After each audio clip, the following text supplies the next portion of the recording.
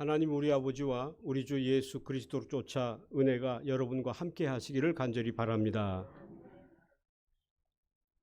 오늘 오전에 폭염 경보가 발령되었죠. 이렇게 무더운 추석은 제 기억에 별로 없는 것 같습니다. 정말 무더운 더위 속에서 우리 기쁜 추석 명절을 맞이해서 오늘 우리가 이 자리에 모여서 하나님 앞에 먼저 예배를 드립니다. 아무리 더운 날씨이지만 적어도 우리 모든 사람들의 마음속에는 사랑하는 그리고 가장 우리에게 소중한 가족을 만날 수 있는 그 설레임보다는 그 더위는 큰 의미는 별로 없을 거라고 생각합니다. 바라기는 보다 행복하고 기쁨이 가득한 명절이 되시기를 바랍니다. 그리고 오늘 우리 열린문교회에 칭찬받을 만한 일이 있습니다. 이런 추석 명절을 맞이했는데 우리 많은 교우들께서 오늘 이 자리에 참여해 주셨습니다.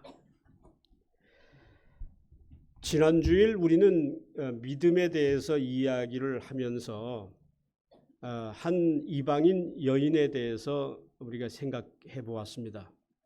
스로보니게라고 불리우는 그 이방 나라의 땅에 살던 한 여인, 정말 무명한 여인이었고 그리고 매우 불우한 인생을 살았던 여인이었는데 그 여인이 예수님을 만났고 그 만남의 자리에서 예수님으로부터 생각지 않은 칭찬을 받았습니다. 내 믿음이 크도다. 내 믿음이 정말 크다. 그러면서 내 소원대로 될지어다 이렇게 칭찬을 받았습니다. 이러한 그 사건은 이러한 일은 바로 믿음이라고 하는 것이 가지고 있는 믿음의 능력이라고 할까요? 믿음의 어떤 역사라고 그렇게 저는 생각합니다. 사실 그 스로보니게 여인에게 있어서 이 믿음이 만약에 없었다고 한다면 그의 삶은 어떻게 되었을까요?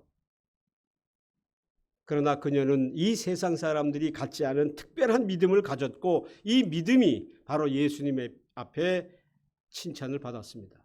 그리고 그 믿음은 정말 오늘 본문에 있는 말씀처럼 권능이 있는 믿음이었다. 저는 그렇게 생각합니다. 주인의 상에서 떨어지는 부스러기를 개들이지만은 개들도 그것을 먹을 수 있지 않습니까? 이 한마디의 이야기는 예수님의 마음을 감동시키셨어요. 여러분, 믿음이 어떤 능력이 있냐면, 권능을 가지고 있느냐면 예수님의 마음을 감동시키는 능력이 있습니다. 그래서 오늘 우리는 이 믿음을 사모하는 마음으로 오늘 우리가 이 자리에 모였으리라 이렇게 생각합니다. 제가 지난주에도 말씀했습니다마는 1년에 거의 절반가량 교회력에 따르면 성령 강림일 후 주일을 보내는데 적어도 절반 그 시간 동안 우리가 무엇을 하나의 주제로 상고하느냐면 바로 믿음이라고 하는 두 글자, 이 문제를 우리가 그렇게 소중히 생각하고 있는 것입니다. 믿음보다 더 우리에게 귀한 것은 없다 이렇게 볼 수가 있습니다. 오늘 저는 마가복음 6장 1절의 말씀을 통해서 믿음에 대한 이야기를 한 번 더 드리려고 합니다. 그리고 그 믿음은 무엇을 어떻게 정의할 수 있느냐면 믿음은 그냥 믿음이 아니라 믿음은 권능이 있어야 권능이 있는 믿음을 믿음이라 이렇게 말을 한다는 것입니다. 자, 회당장 바로 이전에 마가복음 5장 이하에 나오는 말씀에 보면 여러분이 잘 아시는 회당장 야이로라고 하는 사람의 이야기가 나오는데 그 야이로, 회당장이라고 얘기하면 오늘날의 성직자라고 얘기할 수 있고 이 성직자의 어린 딸의 생명이 위급한 상태에서 예수님을 만나는 사건이 기록되어 있습니다. 주님은 그 어린 딸의 생명을 고치셨고 살리셨습니다. 그리고 주님은 지체 없이 그곳을 떠나시고 어디를 향하셨냐면 바로 추석 명절을 맞이한 우리들처럼 저와 여러분들처럼 고향을 찾아가셨다 했습니다. 그거 보면 성경에 이 고향이라는 단어들이 상당히 많이 나오거든요. 그래서 이 고향이 오늘 우리에게 주는 의미가 상당히 크다, 이런 생각을 해보는데, 오늘도 예수님은 추석이 아니지만 고향을 찾아가셨어요. 우리와 같이 그런 설레는 마음을 가지고 고향을 찾아가셨습니다. 가버나움의 회당에서와 같이 예수님은 그의 고향에서도 말씀을 가르치는 일에 초대받으셨습니다. 이 성경을 보면은 이 마태, 마가, 누가, 요한 이렇게 4개의 복음서가 있는데, 이 복음서들이 놀랍게도 한 분 예수 그리스도를 기록하고 있지만 그 기록의 어떤 초점은 각각 다르다는 점에서 아주 우리가 유의 깊게 볼 필요가 있습니다. 특별히 이 마가복음은 4개 복음서 중에서 제일 짧은 복음서입니다. 왜 짧은가 봤더니 이 마가는 다른 복음서와 달리 특별한 특징이 있는데, 그게 뭐냐면 예수님의 말씀을 기록하지 않고, 물론 기록 안 했다는 뜻이 아닙니다만은 예수님의 말씀을 많이 기록하지 않는 대신에 그 말씀을 듣고 있는 당시의 사람들이 어떤 반응을 가졌는가, 어떻게 반응했는가, 여기에 관심을 가졌던 사람이 바로 마가였습니다. 그래서 누가복음에 보면 예수님의 말씀들이 상당히 길게 되어 있지만은 마가복음에 보면 같은 본문인데 아주 짧게 그것을 기록하고 있다는 점을 발견할 수가 있을 것입니다. 오늘 복음서에서도, 오늘 말씀에서도 이 마가는 사람들의 반응, 즉 예수님의 말씀을 듣는 그 사람들의 반응을 기록하고 있는데 초점을 맞추고 있습니다. 마가가 오늘 이 반응을 어떻게 기록하고 있느냐면, 예수님의 말씀을 듣고 교훈을 듣고 그들이 놀랬다, 이렇게 기록을 하고 있습니다. 놀랐다, 이렇게 기록하고 있습니다. 왜 그렇습니까? 왜 놀랐습니까? 이것은 주님이 가르치고 있는 그 가르침이 일반 이러한 제사장들과의 차별이 있었다고 하는 사실이고, 더 나아가서 예수님의 이 교훈은, 가르침은 계시를 말씀하고 있다는 점에서, 계시라고 하는 이 단어가 나오는데 계시를 기록하고 있다는 점에서, 말씀하고 있다는 점에서 사람들이 놀랬다, 이렇게 기록하고 있습니다. 여러분, 계시라고 하는 말 많이 들어보셨을 것입니다. 계시라고 하는 것은 뭐냐면 하나님의 말씀을, 즉 성경을 권위를 갖고 선포하는 일을 계시라, 이렇게 말을 합니다. 그러니까 같은 말씀이지만 그냥 말을 하는 것도 있지만 그 말씀을 오직 하나님의 권위를 가지고, 하나님의 능력을 가지고 그 말씀을 선포할 때는 그냥 말씀이 아니라 그것은 계시가 되는 거예요. 예수님은 사람들에게 그냥 교훈하는 분이 아니라 계시를 전달하는 그러한 역할을 하셨다는 것을 우리가 알 수가 있습니다. 예수님의 계시를 들은 사람들이 말을 합니다. 아니, 이 사람이 어디서 이것을 얻었지? 아니, 이 사람이 어디서 이런 말씀을 들었지? 이렇게 이야기하는 거예요. 이 사람이 받은 지혜와 그 손으로 이루어지는 이런 권능이 이게 어찌 된 일이지? 이렇게 반응을 보였다는 것입니다. 같은 이야기를 했지만, 같은 말을 하고 있지만 예수님이 하시는 말씀은 계시였기 때문에, 하나님의 권위가 살아있었기 때문에 듣는 사람들의 마음을 놀라게 하지 않을 수가 없었다는 거예요. 여기서 놀랬다 하는 이 말씀은 어떤 면에서 보면 자신이 듣고자 하는 어떤 정도를 넘어선 말씀이었다, 이렇게 우리가 해석해 볼 수가 있죠. 자, 그런데 여기 주목할 만한 단어가 눈에 보입니다. 그게 뭐냐면, 사람들이 예수님을 가르쳐서 어떻게 불렀느냐면 이 사람이, 이 말씀이 3번이나 반복되고 있는 것을 볼 수가 있습니다. 이 사람이, 이 뜻은 다소 좀 낮추어서 경멸하는 이와 같은 마음을 가지고 부르는 그런 말이었을 것이라고 우리는 충분히 이해할 수가 있을 것입니다. 자, 이 사람이라고 그렇게 부르는 말을 하는 것은 그의 가르침과 그의 계시, 그의 권능이 인간 예수와는 도저히 비교할 수 없었다. 여기에 대해서 사람들은 놀랬다는 거예요. 특히 예수님의 가르침을 들은 사람들은 어떤 사람들이었습니까? 그래요. 그의 고향 사람들이었어요. 고향 사람들. 그들이 알고 있는 예수님과는 너무나 많은 것이 생소했기 때문에 고향 사람들이었지만 놀랬다는 것이죠. 고향 사람들의 개념이 무엇입니까? 모든 사람을 사차치 아주 정확히 알고 있는 사람들이 고향 사람들이죠. 어릴 때 어떻게 자랐고 습관이 뭐고 어떻게 어떤 사람, 이걸 다 아는 사람들이. 그러니까 다시 말하면 인간 예수에 대해서 너무나 속속들이 알고 있는 사람들이 놀랍게도 이상할 정도로 반응이 달랐다는 거예요. 고향 사람들의 반응은 결론적으로 예수님을 배척하고 말았습니다. 고향 사람들이 같은 고향 사람인 예수를 배척했다.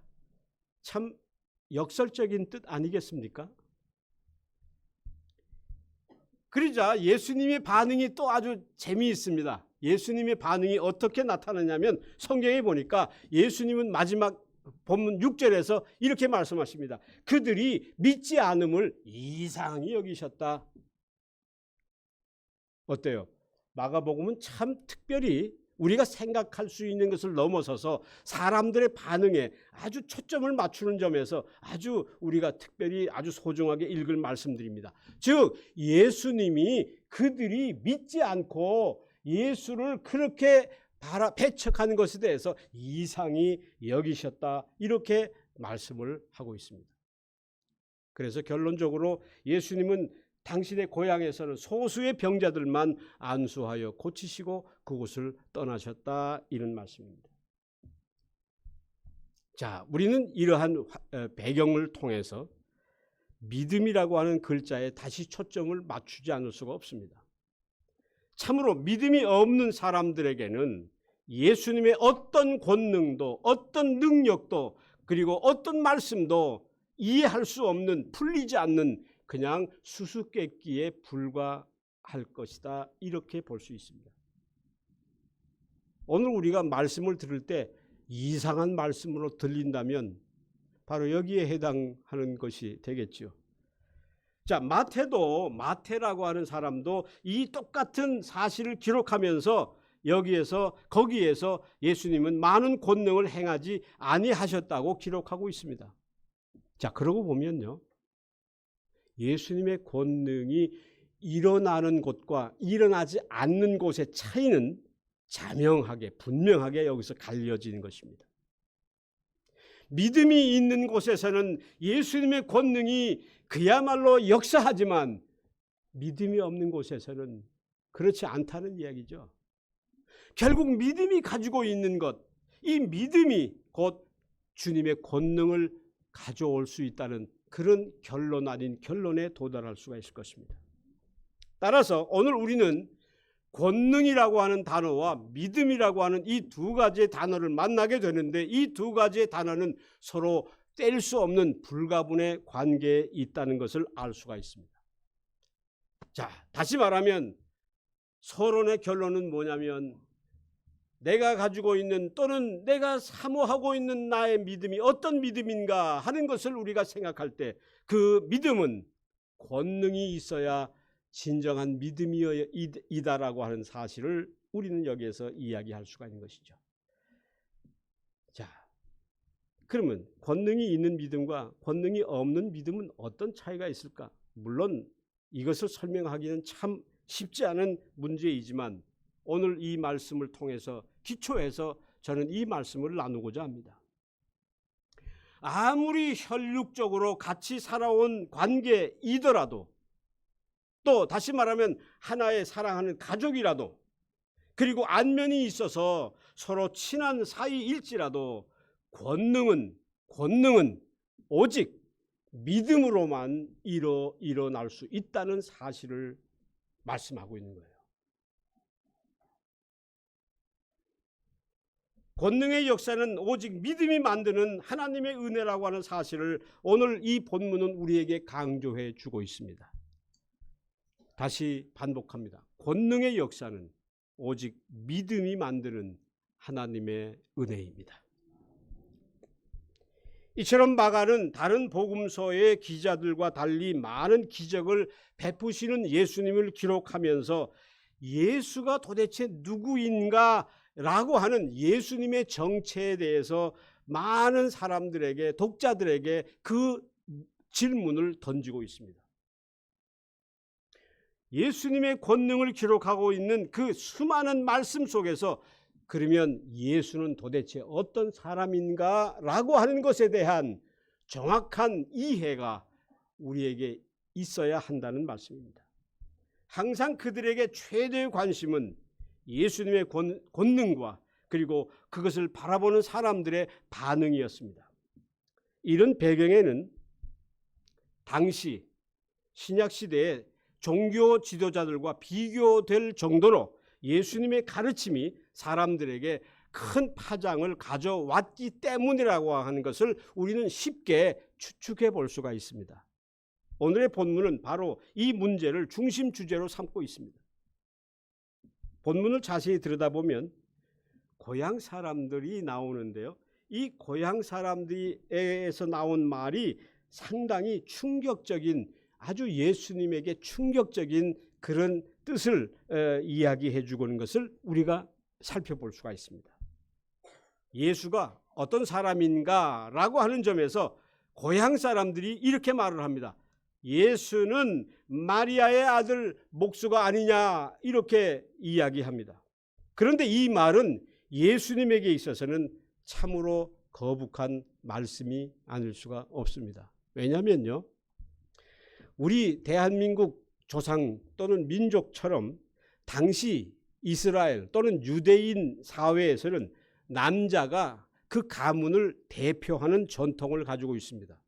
그래서 여러분 잘 아시다시피 오병이어의 기적을 기록하면서도 5,000명 이렇게 기록하고 있는 것은 남자들의 숫자만 계수한 숫자예요. 그래서 말하자면 그 남성만이 계수의 대상이 되고 여성은 거기에서 제외가 되는 우리의 민족과 어쩌면 많이 비슷한 그런 전통을 가지고 있다는 것입니다. 따라서 정상적으로 우리가 이 말씀을, 그 고향 사람들의 이야기를 다시 수정한다면 예수는 마리아의 아들이라고 부르는 건 잘못된 거예요. 그렇죠? 예수는 누구의 아들이에요? 요셉의 아들이라고 불렀어야 하는데 이상하게 그들은 마리아의 아들이라고 불렀다는 것입니다. 왜 그랬습니까? 그래요. 이것은 예수를 처음부터 인정하지 않으려고 하는 그들의 심리, 그들의 마음이 그렇게 나타난 것입니다. 예수님을 멸시하려고 그렇게 한 것입니다. 그리고 더 충격적인 사실이 있습니다. 그게 뭐냐면 예수가 사생아라고 하는 거예요.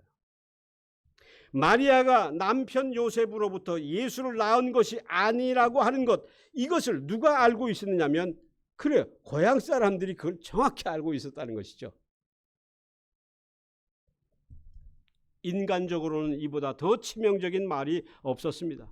결국 고향 사람들은 예수에 대해서 불신을 하게 되었다는 거예요.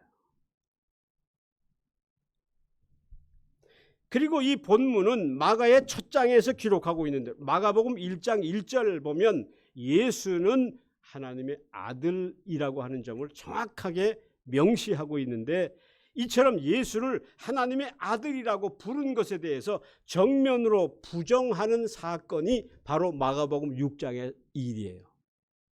분명히 하나님의 아들, 마가는 그렇게 기록하고 있는데 여기 고향 사람들은, 정작 고향 사람들 누구보다도 예수를 너무나 잘 알고 있다고 이야기하는, 자처하는 그들은 예수님이 하나님의 아들이 아니라, 그것도 요셉의 아들이 아니라 마리아의 아들이라고 그렇게 예수님을 배척했다는 것입니다. 역설적으로 말하면, 이걸 거꾸로 뒤집어서 말하면 정말로 인간적으로 감당하기 어려운 이 멸시적인 표현 때문에 여러분, 마가가 여기에서 아주 모든 세상의 독자들에게 강조하려고 하는 것은 이 멸시적인 표현 때문에라도 예수님의 신적인 권능이 여기에서 드러나는 장면인 거예요. 믿음이 그리스도의 신적인 권능을 드러냈다고 한다면 거꾸로 불신은 그 권능을 소멸시키는 결과를 낳고 있다는 것입니다. 다시 한번 반복할게요. 믿음은 그리스도의 신적인 능력을 더 유발시키지만 반대로 불신은 그리스도의 그 권능을 소멸시켜버리는 그러한 결과를 갖게 되는 것입니다. 오늘 여러분들은 어떤 믿음으로 그리스도의 능력을, 권능을 드러내고 있습니까? 이 물음을 하기 위해서 이 말씀을 쓰고 있다, 그렇게 볼 수 있습니다. 성경은 예수님의 권능을 중심 주제로 분명히 쓰고 있지만, 그렇게 생각하지만 실은 그 권능을 가져오는 믿음을 더 큰 주제로 기록하고 있다는 것입니다. 많은 사람들이 성경을 읽을 때 권능을 굉장히 크게 봅니다. 능력을 아주 크게 생각합니다. 그런데 권능을 크게 생각하고 능력을 아주 부러워하지만 더 부러워해야 하는 것은 그 권능을 가져올 수 있는 믿음을 잃어버리면 아무것도 아니라고 하는 것을 이야기하고 있습니다. 믿음이 이처럼 중요하기 때문에 우리는 성경이라는 책은, 성경은 철저하게 믿음의 책이라 이렇게 부른 것입니다. 그래서 성경을 읽는 사람들은 다른 것을 성경에서 얻으려고 하지 마시고 오직 믿음만을 얻으려고 그 간절한 마음을 가지고 성경을 읽으시면 성경은 놀라운 믿음의 권능을 우리들에게 보여주신다 말씀입니다. 이처럼 예수님은 실제로 사람들에게 권능을 드러내실 때 많은 경우에서 어떻게 말씀하고 있냐면 내가 구원을 얻었다 이렇게 말씀하지 아니하시고 내 믿음이 너를 구원했다 이렇게 말씀하는 것은 바로 이 믿음을 염두에 두는 말씀이라고 볼 수가 있는 것입니다. 우리가 구원받는 것은 철저하게 믿음 때문이지 어떤 다른 것으로 구원을 얻는 경우는 없습니다. 그리고 예수님은 항상 사람들을 만날 때, 칭찬을 할 때 무엇을 칭찬하냐면 그 사람의 믿음을 칭찬하십니다. 그래요. 믿음만이 정말 우리가 살 유일한 길이 아닌가 생각합니다. 내 믿음이 크도다. 지난주에 그 말씀을 했습니다. 이처럼 성경의 키워드는 믿음인 것입니다. 그리고 이 믿음의 근거는 바탕은 계약이라고 하는 단어, 캐버넌트라고 부르는 이 계약과 그리고 약속입니다. 그래서 성경을 우리가 테스트먼트라고 영어로 부르는 것은 그 테스트먼트는 뭐냐면 약속이라는 뜻이에요. 그러니까 새로운 약속 그리고 옛 약속, 이게 바로 성경이에요. 그래서 약속의 말씀을 듣는 거예요. 자, 그런데 이 약속을 우리가 좀 더 깊이 생각해 보면 이 소위 캐버넌트라고 부르는 이 계약이라고 하는 말씀에서 유래가 되는데 이 계약은 여러분 계약 아시잖아요. 계약은 어떤 게 계약이에요? 혼자 하는 게 계약은 아니죠. 반드시 쌍방, 상대가 있을 때 계약하는 것이죠. 똑같습니다. 계약은 반드시 쌍방 간에 맺는 약속입니다. 믿음도 똑같아요. 이 본질이 똑같아가지고 어떤 거냐면 믿음은 계약은 계약인데 어떤 계약이냐면 하나님과 나와의 계약이에요. 나만의 계약이 아니에요. 하나님만의 계약이 아닙니다. 그래서 하나님을 알고 나를 알도록 할 때 바로 내 속에서 믿음이 성장하게 되는 거예요. 많은 경우에 있어서 우리가 믿음이 어떻게 자라나, 믿음이 어떻게 성장하지? 하나님을 알아야 돼. 이렇게 얘기를 해요. 그 틀린 말은 아니에요. 그런데 50점이에요. 왜? 쌍방이라고 하는 계약이라고 하는 관계 속에서 보면 믿음은 첫 번째는 하나님을 바로 아는 것이 믿음이지만 두 번째는 나를 알아야 돼요. 나를 모르면 하나님을 알 수가 없습니다. 왜냐하면 하나님은 약속을 우리에게 주셨는데 그 약속은 하나님과 나와의 약속이라는 것입니다. 하나님은 잘 알지만 나를 모르면 믿음이 자라질 않습니다. 그런데요, 이런 경우가 적지 않다는 사실 또한 우리가 기억해야 할 것입니다. 하나님에 대한 그 어떤 그 지식과 말씀을 열심히 구하지만 내 자신을 모르고 내 자신의 어떤 그 정도를 넘어서서 나를 과대평가하면서 우리는 믿음의 성장을 구하면 헛되고 헛된 것이 되고 만다는 것입니다. 예수님의 고향 사람들은 예수를 인간적으로 이해했을 뿐 그들에게는 더 이상 믿음이라고 하는 것이 없었습니다. 고향 사람인데 다 예수님에 대한 지식은 너무너무 아주 완벽했지만은 믿음이 빠져 있었어요. 그러니까 믿음이 빠져 있으니까 어때요? 예수님의 권능이 일어날 수가 없는 것이죠. 예수님의 고향 사람들은 믿음이 남들보다 달라야 했습니다. 왜 달라야 해요? 예수를 너무 잘 알기 때문에 그렇지 않습니까? 그런데도 고향 사람들은 반대였다는 거예요. 어때? 좀 역설적이지 않습니까? 예수님도 그들의 믿음이 없음을 어떻게 여기셨다고 했습니까? 이상하게 여기셨다. 여러분, 예수님이 나를 이상하게 보시면 안 되겠죠.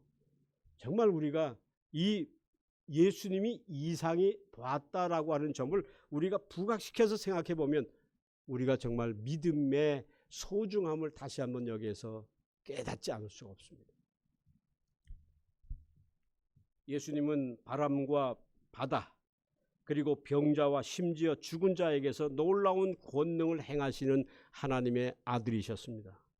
하지만 이러한 모든 권능은, 신적인 권능은 모든 사람들이 다 믿는 것은 아닙니다. 어떤 면에서 예수님의 권능의 효과는 우리 믿음이 깨달을 수 있는 하나님의 은혜라고 말할 수밖에 없는 거예요. 우리가 예수님의 권능을 정말 바르게 알 수 있는 것은요, 나의 믿음일 뿐만이 아니라 오직 하나님의 은혜 때문에 가능한 것이지, 이 하나님의 은혜가 없으면 예수님이 아무리 권능을 드러내셔도 우리는 그것이 무엇인지를 알 수가 없다. 오늘 본문은 바로 이 사실을 우리에게 강조하고 또 강조하고 있습니다. 믿음이 없이는 어떤 사람도 어떤 예수님의 권능도 내게서는 아무런 가치를 깨닫지 못한다는 사실입니다. 예수님의 고향 사람들처럼 우리도 예수님을 육체적으로 이해하려고 해서는 안 되는 것입니다. 본문에서도 사람들이 놀란 이유는 예수님이 행하신 지혜와 기적, 그것 때문이 아니에요. 사람들이 고향 사람들이 보였던 반응은 뭐냐면, 어디서 저런 것을 얻었지? 이런 반응이었다는 거예요. 같은 권능인데 고향 사람들이 이야기하는 것은 전혀 달랐습니다. 인간적으로 예수를 이해하려고 하였기 때문에 그렇습니다. 결국 그들은 하나님의 일을 사람의 일로 받아들이려고 했다는 것입니다. 사람의 경험과 인식 속에다가 하나님의 역사를 가두어 두고 말았습니다. 나의 경험과 나의 경륜과 나의 모든 인생의 어떤 역정, 그것 때문, 그 속에 하나님의 어떤 은혜의 역사를 감추어버리는 이러한 모습이 오늘 이 시대 속에 없다고 누가 이야기할 수가 있겠습니까? 결국 믿음의 눈과 귀가 없이는 예수님의 말씀과 권능은 그냥 수수께끼에 불과한 일이 되고 말 것입니다. 여러분들은 성경을 어떤 눈과 어떤 귀로 듣고 있습니까? 보고 있습니까? 바로 그 믿음의 눈과 귀가 오늘 우리에게 절실히 필요하지 않겠습니까? 우리의 삶이 바로 믿음의 삶이 되기 위해서는 오늘 우리는 이 믿음, 즉 믿음이라고 하는 것, 즉 권능이 있는 믿음, 이 믿음을 우리가 사모해야 하리라 생각합니다.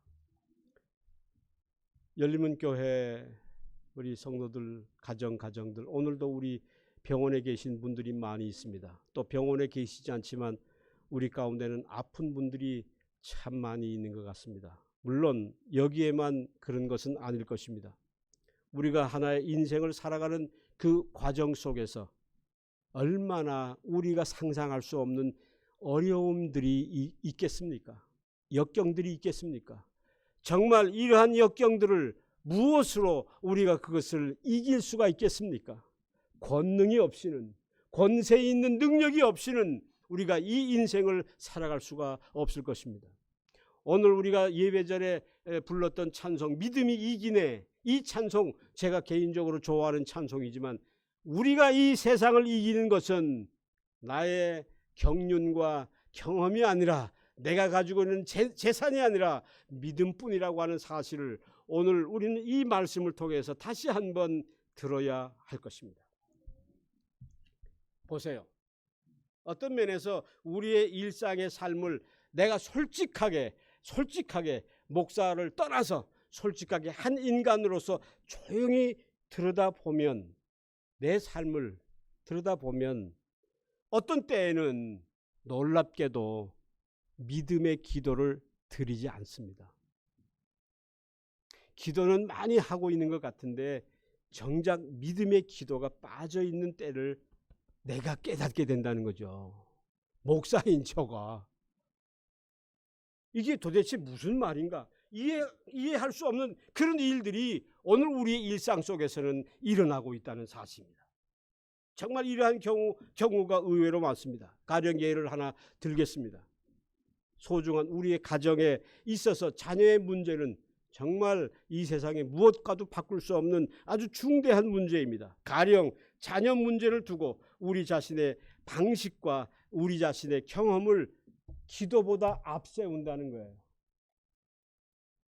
하나님의 도움을 구하기 전에 먼저 여러 가지 방식을 총동원한다는 것입니다. 물질적으로 어떻게 지원을 할까? 학원은 어디를 보내야 될까? 그리고 인간적인 성취를 어떻게 이루어갈까? 그 의욕을 어떻게 정말 잘 유지해서 우리 사랑하는 자녀가 그것을 잘 가질 수 있을까? 뭐 등등등 이러한 고민을 우리는 끊임없이 하고 있는 내 자신을 발견할 때가 있습니다. 그러다가 그만 그 자녀들이 내 기대에 응하지 못했을 경우에 어떤 일이 일어나겠습니까? 많은 생각할 수 없는 갈등을 갖게 되고 원치 않은 불화가 시작되고 내가 이만큼이나 해줬는데 이게 뭐냐 하면서 역정을 내기도 하는 것입니다. 이게 불신자의 가정을 얘기하는 것이라고 생각하면 안 됩니다.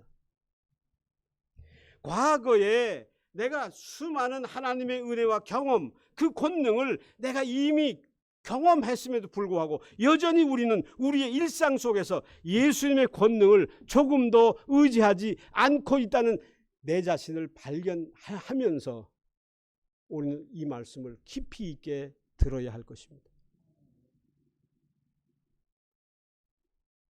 예수님의 권능이 약해지거나 사라진 것이 아니라 그것을 믿는 믿음이 식어짐으로 인해서 예수님의 권능을 내 스스로가 소멸시키는 그러한 삶을 우리는 주의해야 할 것입니다. 그렇습니다. 예수님의 권능은 우리의 믿음을 통해서 날마다 다시 풍성해집니다. 우리가 한가위 달을 보면서 그냥 아무 뜻 없이 비는 것이 아니라, 기원이 아니라 정말 우리는 믿음을 가지고 주님의 권능, 주님의 능력을 정말로 간구해야 하겠습니다. 회당장 야이로를 포함해서 예수님의 권능을 경험한 수많은 사람들이 가지고 있었던 공통점이 하나가 있습니다. 그 공통점이 어떤 것인가 가만히 분석을 해보니까 그 공통점이 이거예요. 그들은 자신이 처한 어려움을 개의치 아니했다는 공통점이 있어요. 여러분, 어떤 시험과 환난이 올 때 절대로 그것을 개의치 마십시오. 그것만 바라보지 말라는 뜻입니다. 그들이 가지고 있었던 공통점은 뭐냐면 자신의 어려움에 스스로 빠지지 아니했고 그 대신에 뭘 생각했냐면 예수님을 먼저 생각했다는 거예요. 예수님이 어땠을까? 예수님의 뜻은 무엇일까? 이것을 거기서 찾았다는 것입니다. 그리고 가장 중요한 것 세 번째는 뭐냐면 예수님 앞에 나아갔다는 사실입니다. 여러분, 예수님, 내가 요즘 가나안 성도에 대한 이야기 많이 하고 있습니다만은 여러분, 예수님 앞에 나가는 거 이거 굉장히 쉽지 않은 일입니다. 마음으로 될 수 없는 일이에요. 여러분, 내가 아무리 나가고 싶어도 하나님이 건강한 몸 안 주시면 나갈 수가 없지요. 그렇습니다. 따라서 우리가 하나님께 나아가서 예배할 수 있는 것 자체가 이미 하나님의 은혜 가운데 있음을 우리는 고백할 수 있어야 한다는 것입니다. 많은 장애들이 있었지만 그들이 개의치 않고 믿음을 굳게 지켰다는 이것이 바로 그 모든 사람들의 공통점이에요. 오늘 저는 이 믿음, 이 공통된 이 믿음, 이것을 우리 모두가 함께 나눌 수 있기를 바랍니다. 그리고 그들은 한결같이 이렇게 기도했습니다. 주여, 내가 믿나이다. 나의 믿음이 없음을 불쌍히 여겨 주십시오. 아멘. 아멘. 이게 진짜예요. 우리는 이 기도를 쉬지 말고 해야 돼요. 내가 믿음이 있는 것 같으죠? 천만에요. 내가 믿음이 없음을 주님 앞에 고백하고 주님의 자비를 간구하는 것, 이게 진정한 주님의 뜻에 맞는 기도가 아닐까 저는 생각합니다. 루터교의 예배는 키리에로부터 시작한다는 말씀을 제가 한번 드린 적이 있습니다. 예배는요, 철저하게 첫 번째 긍휼과 자비를 간구하는 기도로부터 시작하는 거예요. 이게 예배예요. 믿음이라고 하는 것은 예수님에 대한 올바른 지식이나 신념과는 상관이 없습니다. 내가 아무리 지식을, 예수님에 대한 말씀에 대한 지식이 아무리 많아도, 그리고 내가 아주 굳은 신념이 있다고 하더라도 천만에 예수님에 대한 그 믿음은 그것과는 별개라고 하는 사실입니다. 믿음은 하나님께서 예수 그리스도를 통해 생각지 못한 일을 오직 권능으로 행하실 것을 신뢰하고 의지하는, 바로 그것이 진정한 믿음이라고 하는 것입니다. 믿음은 이처럼 하나님께로부터 은혜를 입는 것이지 사람들의 지식이나 가진 것이나 노력들로 얻어지는 것이 아니라고 하는 것입니다. 그래요. 따라서 오늘 우리의 자녀의 문제, 오늘 우리의 인생의 모든 어려움들, 이거 다 주님 앞에 정말 말뿐이 아니라 진심으로 내려놓고 오직 주님의 자비와 긍휼을 먼저 구할 수 있어야 합니다. 이 믿음이 바로 주님을 감동시키는 거예요. 스로보니게 여인처럼. 여러분, 진정한 응답받는 기도는요, 철저하게 주님을 감동시켜야 돼요.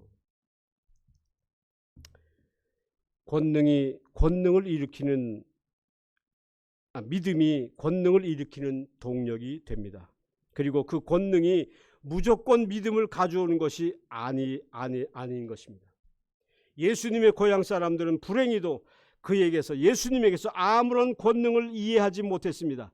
그러나 우리는 예수님을 알지 못했고 예수님을 만나본 적도 없고 예수님과 전혀 다른 고향 땅에 살지만 오늘 우리는 놀랍게도 말이죠, 예수님의 권능을 믿고 있다는 거예요.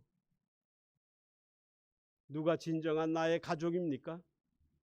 누가 진정한 나의 고향 사람들입니까? 주님은 바로 이 물음을 오늘 우리에게 하고 있습니다.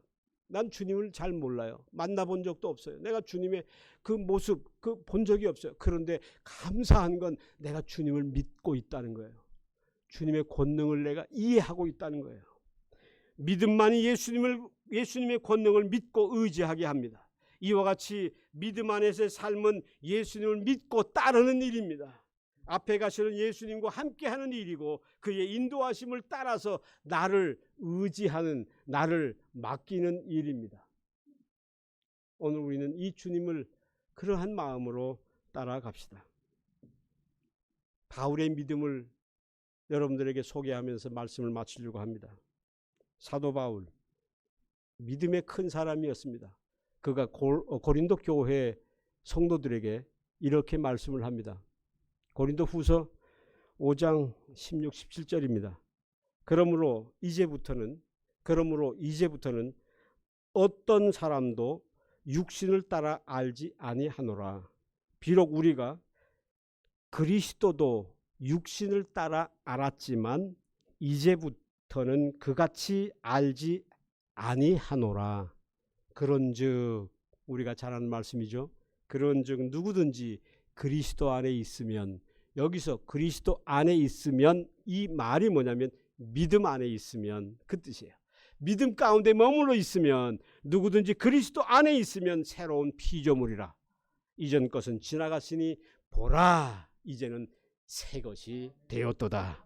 이 새롭고 참된 믿음으로 날마다 세워가시는 우리 열림문 사랑하는 가족들이 되시기를 간절히 축원합니다. 모든 지각이 뛰어나신 하나님의 평강이 여러분을 지켜주시기를 간절히 원합니다.